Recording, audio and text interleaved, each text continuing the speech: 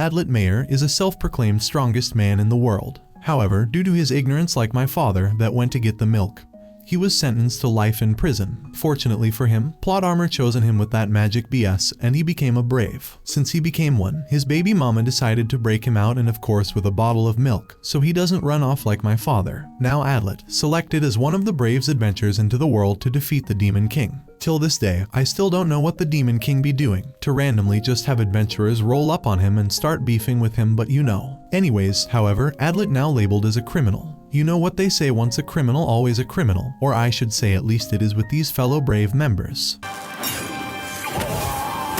When the demons awaken from the realms of darkness and turn the world into a living hell like your disgusting ex, the goddess of fate will select 6 heroes and give them the power to slap the dog mess out your ex. Only 6 are chosen, and for this reason, these heroes are known as the Braves of the 6 Flowers. In the kingdom of Piena, a man watches a crowd betting on the semi-finals as a fighting tournament is in full swing while the whole kingdom is waiting to meet their chosen one. The Battle of the Royal Guard, named Battle Rainhawk, is about to spar with warrior Tommaso in the semi-final duel. But the fight takes an unexpected turn when an ugly, disgusting, arrogant man named Adlet Mayer barges in, claiming to be the world's strongest man and saying he'll be changing the rules, going so far as to ask both fighters to fight against him. The 2 warriors say his impudence is going too far and tell the guards to dispose of him, so he proves his potential by defeating the royal soldiers beforehand, spraying their faces with his special white sauce.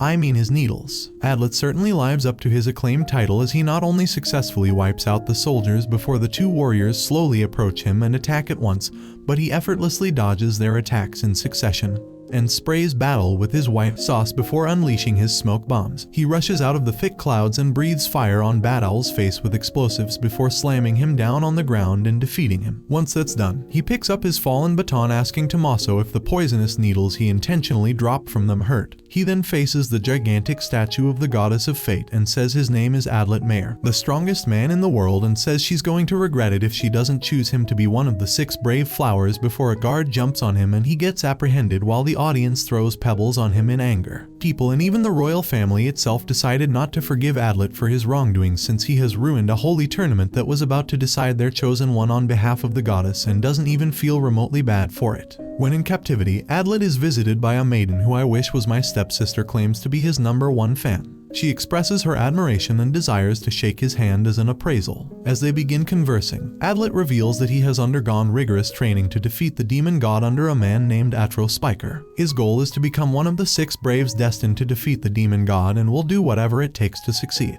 He asks what happened of the tournament, to which she answers that they held the match again yesterday, in which Tommaso barely managed to win the first round but got destroyed by the last champion, Nascitania. They say that Battle was stronger than Tommaso overall, but his shoulders got hurt after Adlet slammed him down, like a stepsister in the washing machine.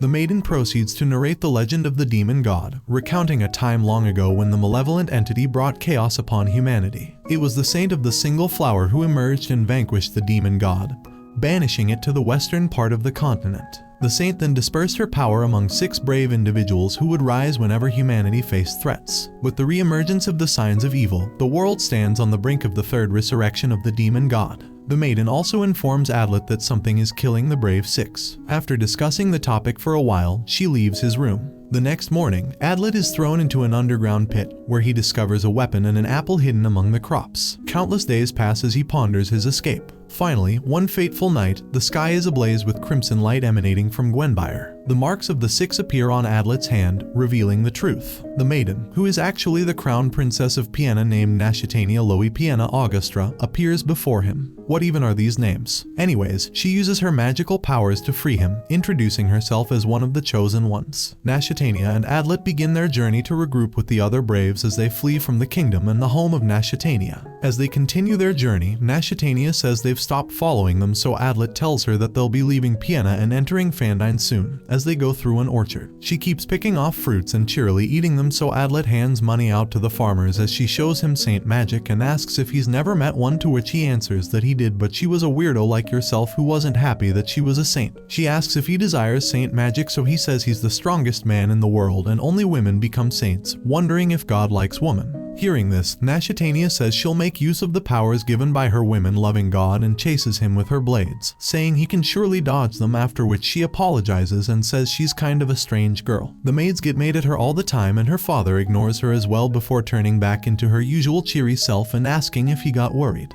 Meanwhile, my father left to get the milk and I'm still waiting to see him. As they continue their journey, she says she's just getting silly because of having so much fun, and that being with someone like him is new for her. As they settle down to sleep at night, she opens up about an agonizing chapter from her life that unfolded 6 years ago during a civil war in her homeland. Her father, stripped of his power and blamed for causing the war, lost his authority. In the midst of the conflict, her father issued an order for her execution, forcing her to flee for her life. At the time, all she dreamed of was a night when she could sleep without fear of death. However, Nashitania's fate took an unexpected turn when she became the Saint of Blades, sparing her from death. This revelation adds to her complicated relationship with her father, as they harbor deep-seated resentment and animosity towards each other for valid reasons. After hearing this, Adlet says it's getting late and lies down to go to sleep. When he wakes up next morning, they watch the sunrise and admire its beauty as she remarks how peaceful and quiet it is, even though the demon god has already awakened, to which he says it'll only stop being peaceful if they lose, which she agrees to. As the two continue their journey, Nashitania expresses her concern for a man named Goldoff Aura. Goldoff, a loyal subordinate of Nashitania and only 16 years old, has gone missing while on his quest to find the killer of the Braves. While Adlet contemplates the possibility of Goldoff's demise, Nashitania firmly believes that he is still alive, despite his young age and the dangers he may face. Nashitania also discusses with Adlet the disappearance of Ryura, the Sun Saint, which concerns Adlet as well, but he decides to stay strong to fight against his enemies. When Nashitania grows apprehensive about the upcoming battle, Adlet tries to lighten the mood by making funny faces. Afterward, they come across a village where they witness a horde of people being attacked by fiends. Utilizing his experience as a fighter, Adlet swiftly eliminates the monsters. Nashitania, acknowledging his skills, promises to contribute to the future. During their journey, Adlet overhears that a young traveler girl has been abandoned by the other villagers. Determined to rescue her, he rushes to the scene, only to discover that the fiends have already been annihilated by some unknown entity. Then, he sees a white-haired girl named Fremi who pulls a gun on him, asking if he's here to kill her. Even though Adlet tries to defuse the situation by revealing his identity as a brave to her, tension remains. Meanwhile, Goldoff finds Nashitania and unveils himself as one of the Braves. He discloses that a girl named Fremi Speedraw is the killer. Nashitania asks Goldoff if there are any developments, to which he answers that he has discovered a critical clue that the Brave killer is a white-haired girl with a gun whose name is Fremi. With her gun pointed at Adlet, Fremi informs him that she has heard of him being depicted as a cowardly warrior during the Piena tournament, rumored to be a total scumbag. Adlet says he's the strongest man in the world and that using every weapon at one's disposal isn't cowardly, and tells her to not point her gun at him. She then requests Adlet to deliver a message to the other Braves, stating that she is Fremi Speedraw, the Saint of Gunpowder, and intends to single-handedly slay the demon god, refusing any assistance. He asks what she means, but after firing a warning shot, she escapes, prompting Adlet to give chase, leaving his horse behind. As he relentlessly runs after her, he remarks she's used to escaping and frustratingly asks what her problem is before finding her. She gets up from the grass she was hiding in, saying he's getting close and questioning how he could find her from so far away. When Adlet catches up to her, Fremi cryptically warns him in a friendly manner that they will have to fight each other to the death in the future. However, Adlet counters her statement by emphasizing that as fellow Braves, they are destined to fight together, not against each other, but she says they'll try to kill each other and doesn't want to see him ever again before running away. But Adlet throws his smoke bomb and snatches her bullets to prevent her from fleeing. She asks if he's mocking him or is just a plain fool. He says he's heard all about guns from his master and their weakness is that you can't use them without their bullets. He says the strongest man in the world can't leave and on his own and has decided to save her. She keeps pointing her gun as he turns around and starts walking back before his heartfelt persuasion pays off as Fremi begins to comprehend that she cannot defeat their enemies alone, and puts her gun down, wondering what he is since Adlet's emotional blackmail seems to work its charm this time. Meanwhile, after Goldoff defeats stray monsters for her, Nashitania receives a letter from Adlet through his horse, informing her that he is going with another Brave and will regroup with her later. As Goldoff and Nashitania ride together, Goldoff comments on Adlet's apparent abandonment, hinting at his dislike towards Adlet. However, Nashitania reassures Goldoff, asserting that she knows Adlet better than him and can count on him. Upon arriving at the fortress, Fremi and Adlet are greeted by a knight of the Gwenmire army. The knight informs them that fiends have been rampaging, resulting in the loss of many soldiers' lives. However, their sacrifices are not in vain, as Mora, the Saint of the Mountains, has devised a plan to create a barrier that will halt the fiends. The Saint of Fog will generate an impenetrable mist, while the Saint of Salt will contribute their abilities to create a physical barrier named the Phantasmal Barrier. As Adlet and Fremi are leaving, they are suddenly attacked by blades directed towards Fremi, orchestrated by Nashitania. Goldoff and Nashitania join the assault, attacking Fremi and Adlet for their perceived protection of Fremi against their own attacks. Adlet yells and glares at them, asserting that Fremi is not their enemy since she is one of the 6 braves. To prove his point and defuse the conflict, he presents Fremi's gloves, revealing the crest of the goddess. Now, Nashitania vehemently protests, claiming that Fremi is the killer of the braves. Adlet questions her, asking why she would kill potential braves, especially since Goldoff himself reported the incidents. Fremi agrees with Nashitania's statement, confessing to her crimes committed against both current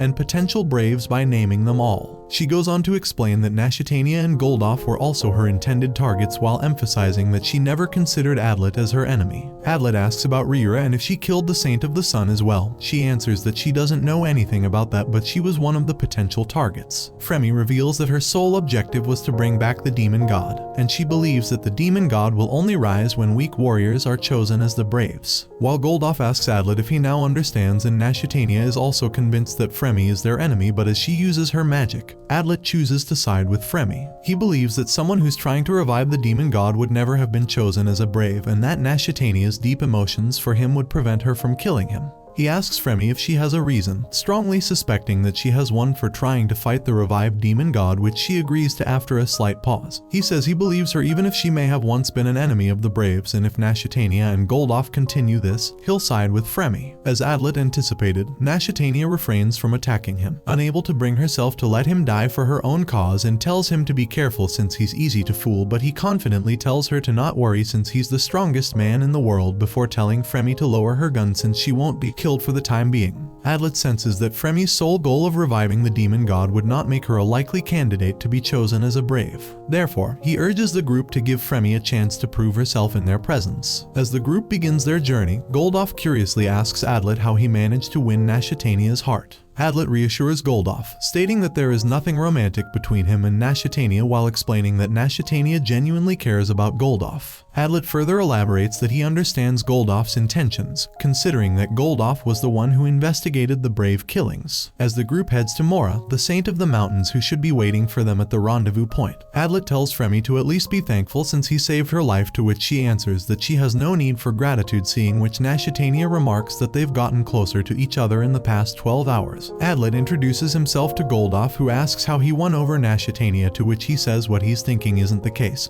and that the princess relies on Goldoff a lot, who says he's the only one who can do so. As they continue their journey, they find themselves surrounded by an army of fiends. Nashitania instructs Adlet to go to the temple while they follow shortly behind. Upon reaching the temple, Adlet discovers an injured priestess lying on the road. The priestess urges him to hurry inside, but when Adlet tries to open the door, he realizes it is locked with no key. Resourcefully, Adlet uses explosives to force the door open. However, as soon as he enters, he is immediately attacked by armored suits. After successfully disposing of the enemy, Adlet turns to the priestess to inquire about the unusual circumstances. To his surprise, the priestess reveals herself as a shape-shifting fiend and manages to escape. Adlet's worst fear becomes a reality when he observes that someone has already activated the barrier, resulting in the area being engulfed by mist. When the rest of the group arrives, they come to the realization that they have been trapped. Soon, they are joined by Chamo, Mora, and Hans, who arrive with the crests of the Braves. With 7 Braves now trapped together, it becomes apparent that one among them must be an imposter or an outsider. Long ago, the Saint of a single flower split her power into 6 pieces. For the generations to come, every Brave bears a piece. In other words, one of them is a fake.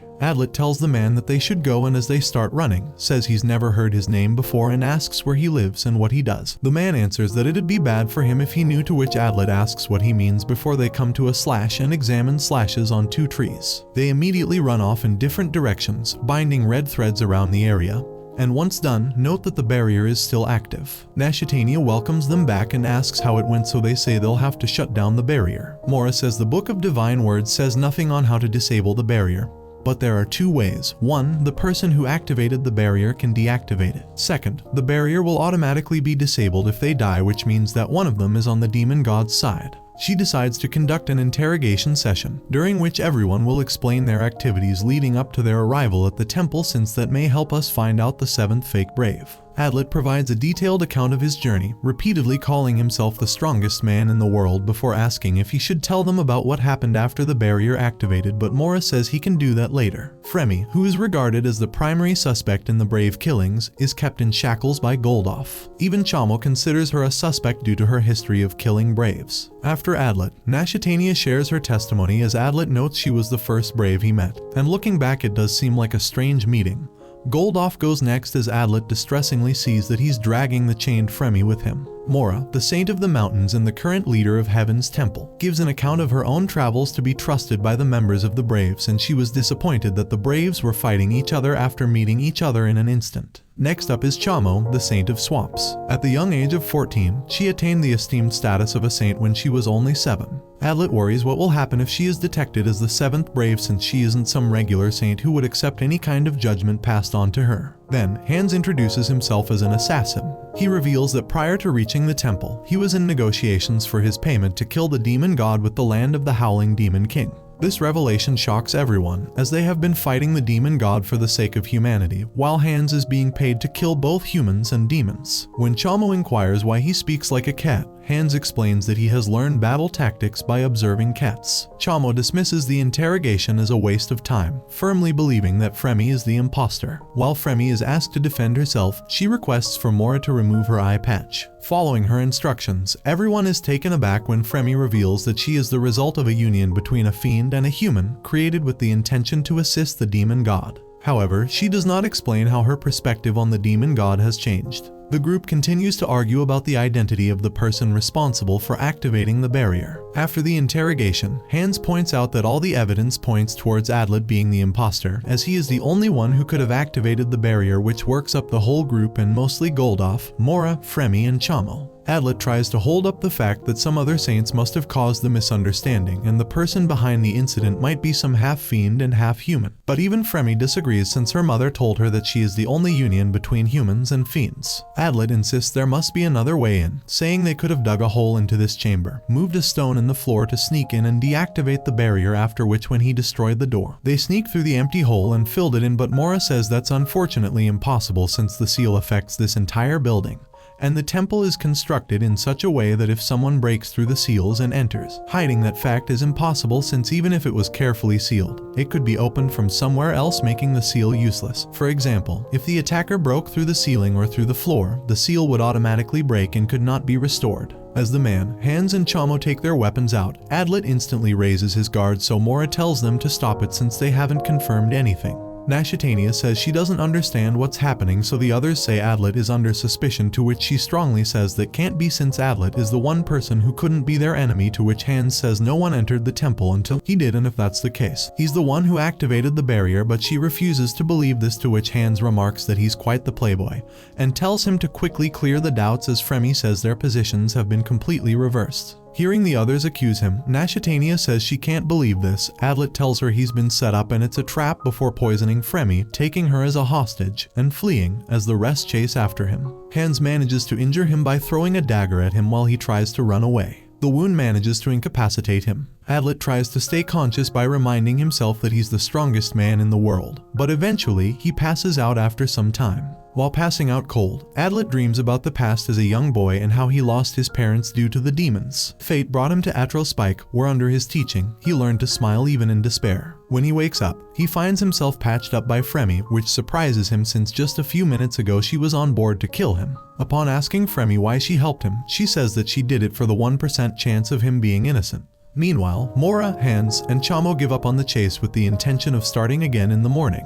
Hans points out that Fremi could have been dead by now, and Mora informs him that the flower crest embedded in him would lose a petal if that was the case. Adlet wouldn't kill Fremi, for he knows the value of her life as a hostage. Later, when Fremi and Adlet get to talking, Adlet realizes that there must be another person that abetted the imposter in breaking and entering the temple. Adlet soon concludes the whole theory, realizing that there might be an 8th imposter in the group who is causing more trouble than the 7th. Now he has 2 enemies behind his back, while the other 5 are chasing him down like crazy. But he still isn't ready to give up, as his master always told him to laugh at despair. Fremi points at the rarity of an ordinary man like Adlet to become strong and says he's just someone average with some unusual powers, which is why she's suspicious as to why an average man like him could become so strong. This makes Adlet reveal his past, as he believes himself to be the strongest person in the world. He says to tell the truth. His master was a bit nuts and was obsessed with defeating fiends, which is why he holed up deep in the mountains, coming up with new weapons and new uses for them. It was hard to believe he was human. He taught him the hard way of fighting.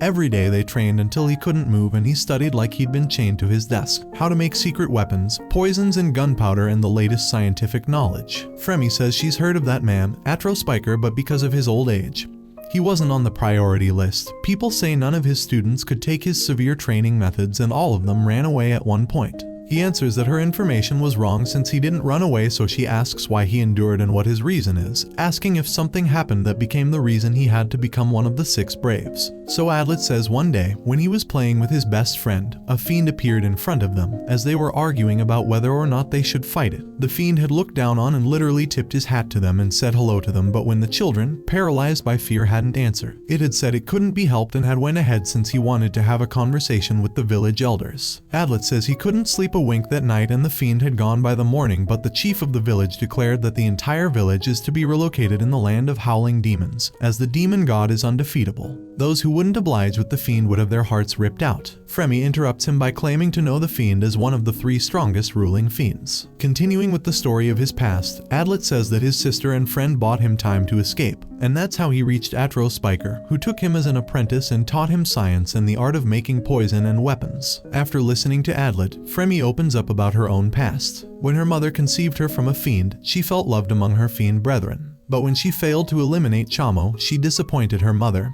who tried to kill her. That's why she seeks to destroy the demon god for revenge. Later, Adlet heads back to the temple, and then the plot to kill Adlet begins. The braves split into groups in search of Adlet. Meanwhile, Adlet returns to the temple where he's attacked by Hans, who is looking for answers from him. As Hans pins Adlet down, he says it wasn't a bad plan, pretending to be one of the 6 braves, and that he was shocked when he took a hostage since he'd thought he'd be a little smarter than that, and says he should now tell him who he's working for, but Adlet says he can't say since he isn't a fake and has no family and no lover. Hearing which, Hans says no one would grieve for him if he died in that case before Adlet blasts a tear bomb and flees, saying he made him use it. He stumbles, so Hans blindly attacks him, which he manages to dodge, frustratingly wondering how he's able to attack even after getting hit by that, calling him a damn genius. In their desperate bid to escape, Hans and Adlet find themselves locked in a deadly battle, each striving to prove Adlet's innocence. As he gets cornered again, Adlet gets away with a smoke bomb, saying an average man can't defeat a genius and that it didn't work at all, before wearily discarding his things, saying he doesn't need any secret weapons, seeing which Hans says he's planning something. Adlet asks if he's scared, which Hans agrees to. Adlet says he's honest, so Hans answers that he kills but doesn't lie and has never done so before. Adlet inwardly remarks that winning in this situation doesn't mean beating Hans. Noting his darting eyes, he tells him to be cautious, question where his trump card is, in his torso, his mouth, or his feet, to see how far his discarded weapons are from him. But one thing he isn't cautious about is he surprises him with a swift attack aimed at deliberately missing his body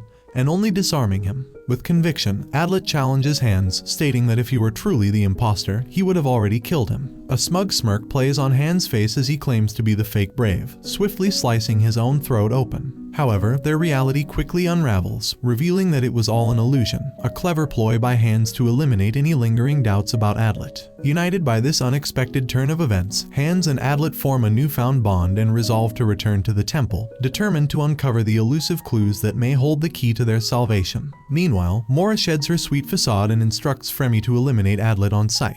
On the other hand, Nashitania desperately tries to convince Goldoff of Adlet's innocence, shifting the focus of suspicion towards Hans. However, Goldoff objects to Nashitania's suggestion, prompting her to admonish him for allowing jealousy to cloud his judgment. Such an accusation was truly uncalled for, and it strained their relationship further. Back at the temple, Hans inquires about the barrier and its activation. In a sudden realization, Adlet understands that he needs to question Chamo for answers. Only Chamo, Mora, Nashitania, and Goldoff possess knowledge of how to activate the barrier. As they approach the eccentric Chamo, she greets them outside the temple. When Adlet brings up the topic of the 7th imposter, Chamo expresses her impatience and eagerness to get to the thrilling part. And, true to her chilling nature, she unleashes her power by summoning a swamp, capable of spawning deadly fiends. The battle against Chamo and her summoned fiends rages on, with Adlet and Hans joining forces to vanquish the monsters and capture Chamo. Hans says there's no end to these things, so Adlet tries throwing his dagger directly at her, but it gets blocked by a fiend, so they decide to work together, but Hans remarks that the beasts are deciding what the best way to protect Chamo is on their own, seeing which he cheerily says everyone does the same thing and it won't work. As he's running, Adlet says they're at a disadvantage if this continues since fiends don't get tired, and tells Hans to protect him while he thinks of something. As they stand back to back, he asks Hans how long he can hold up, to which he answers with 60 seconds, so Adlet tells him to run towards Chamo and to not think about anything else when 60 seconds are up. As Hans rushes at the fiends, Adlet opens his case, telling himself to think. Sleep and paralysis needles don't work on fiends, but poison needles should be able to do it. He uses some fluid to breathe fire, and once 60 seconds are up, tells Hans to go before throwing fire bombs to temporarily distract the fiends for a second and aim for Chamo before cancelling that plan and telling Hans to block an oncoming fiend. Once he's done that, Adlet rushes forward and kicks him toward Chamo. Hans swiftly stabs her and they manage to defeat her as she limply falls down, seeing which Adlet asks if they got her. Hans tells him to grab her, after which they manage to bind her. However, their victory is short-lived as they find themselves gagged and bound. Chamo takes them back to the temple. In an attempt to gather information, Adlet questions Chamo if she knew how to operate the barrier before arriving at the temple, to which she shakes her head in denial. With the plan forming in his mind, Adlet decides to meet with Fremi and convince her to join his side, despite Hans warning him about Fremi's animosity towards him.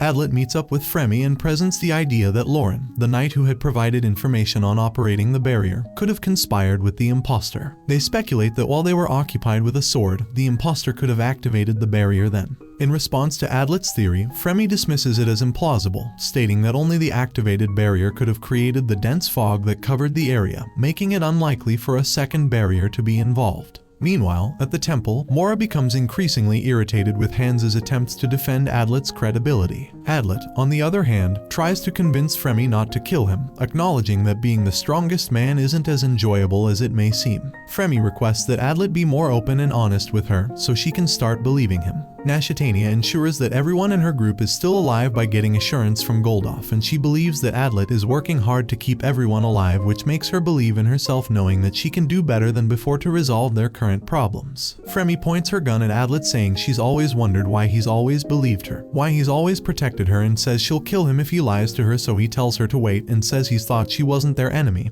and wanted to protect her but doesn't have a reason she can tell her, but she doesn't believe it, so he stones himself and says a long time ago he tried to become a tool of war and tried to abandon his human heart. He tried to be something that would do nothing but kill the fiends that took everything, like she and his master said. He's an average man. He thought that would be the only way he could become the world's strongest man, but it didn't work. A heart isn't something one can get rid of, to which she answers that that's not true since she was able to do it in order to take revenge on her mother and the demon god, but he answers that's not true since you can never abandon anything to get stronger. The one thing you can never stop doing is falling in love with someone, because since yesterday ...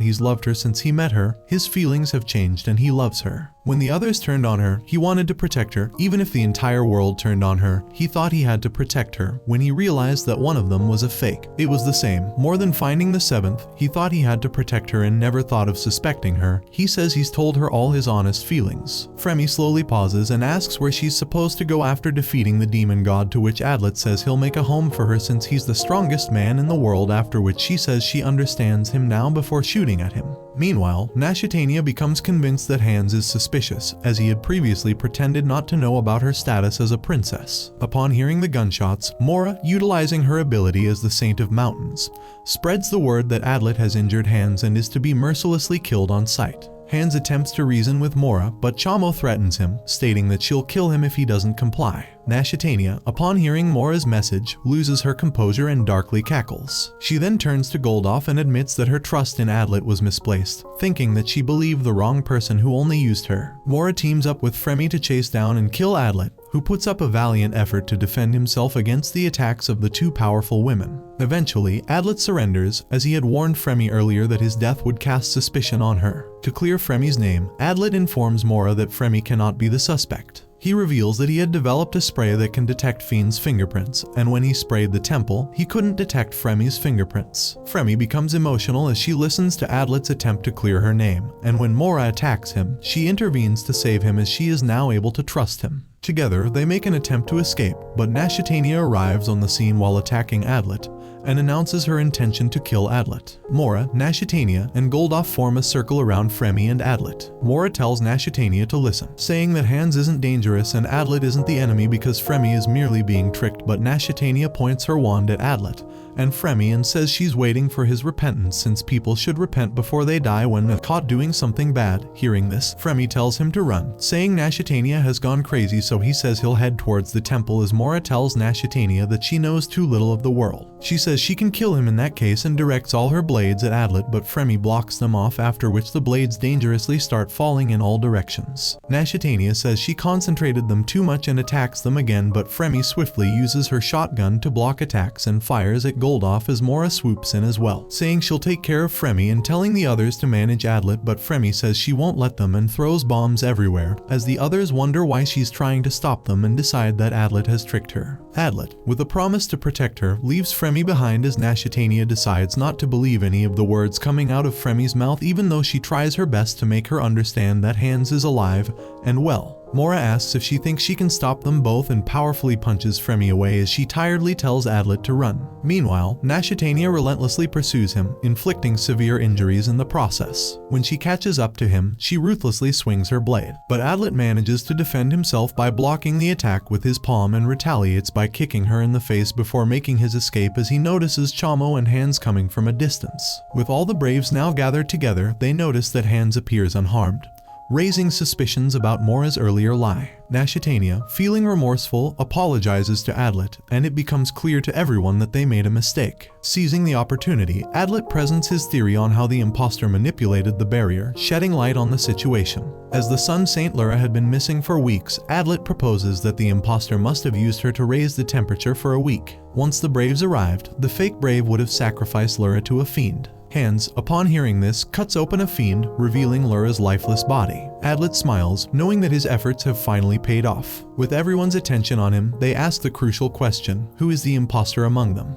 With Adlet cleared of the accusations, suspicion falls upon Mora as the new imposter and everyone rounds their weapons on her, so she asks what proof they have. Nashitania agrees she doesn't have any proof, but asks who else it could be beside her. However, Chamo dismisses the accusations against Mora and presents 2 stone tablets that were discovered underground by her and Hans a while ago inside a box which contained a sword along with these. Hans says the sword is the same as the one from the temple. The person who made the barrier was extremely careful and made a spare set of tools to activate it. Chamo pipes in, saying she's the one who found it, but Hans says he was the one who suggested they look underground before the 2 start a light banter. Adlet breaks it up, saying they can distribute the glory later and asks why there were 2 tablets, so Hans explains that one is the same as the altar while the other contains instructions on how to deactivate the barrier and reactivate it, but to reactivate the barrier, you have to remove the sword and shattered tablet and repeat the process, which essentially means you have to grip the sword, letting your blood drip down it, say the words and then destroy the tablet. Adlet asks if these things are real, to which Chamo says the sword and the other tablet are same as the ones from the altar and says when she arrived, the tablet was already broken, asking Adlet if he knows who broke it, to which he says he remembers everything and thinks back on what happened.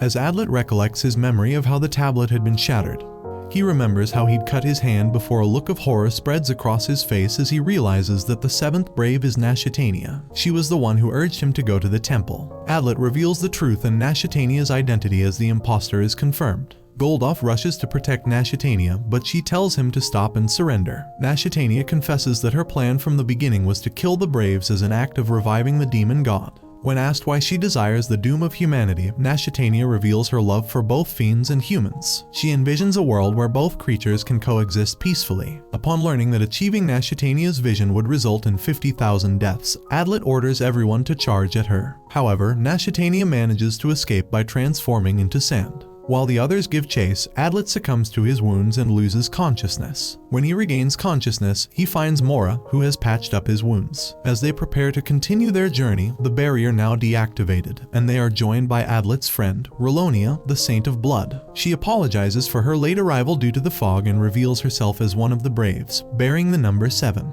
With the imposter no longer their primary concern, the Braves decide to set aside their worries and proceed to the land of howling demons to achieve their goal given by the goddess. That concludes the recap for now. Let me know your thoughts down below, and make sure to subscribe to see unique animes. If by chance you think there's an underrated anime that should be made into a video, please let me know and I'll try to do it in the near future. Until next time, I'm out.